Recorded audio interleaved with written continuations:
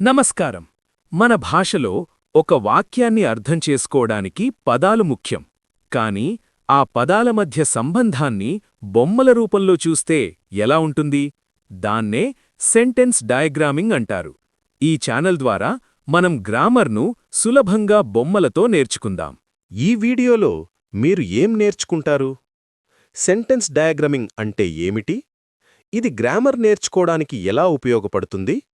ఒక చిన్న వాక్యాన్ని, సబ్జెక్ట్ మరియు వర్బ్ని ఎలా డయాగ్రామ్ చేయాలి? ఒక మనిషి శరీరానికి ఎముకల గూడు స్కెలిటన్ ఎలాగో, ఒక వాక్యానికి గ్రామర్ స్ట్రక్చర్ అలాగా. ఉదాహరణకు, బర్డ్స్ ఫ్లై. స్టెప్ 1, ఒక అడ్డగీత గీయండి. స్టెప్ 2, దాన్ని మధ్యలో ఒక నిలువు గీతతో విభజించండి.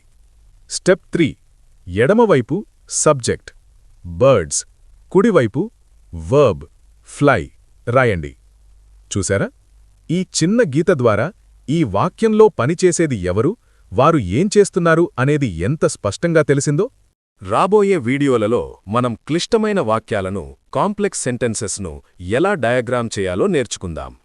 మీకు ఇంగ్లీష్ గ్రామర్ మీద పట్టు సాధించాలంటే ఇప్పుడే సెంటెన్స్ డయాగ్రామ్ ఛానల్ని సబ్స్క్రైబ్ చేసుకోండి.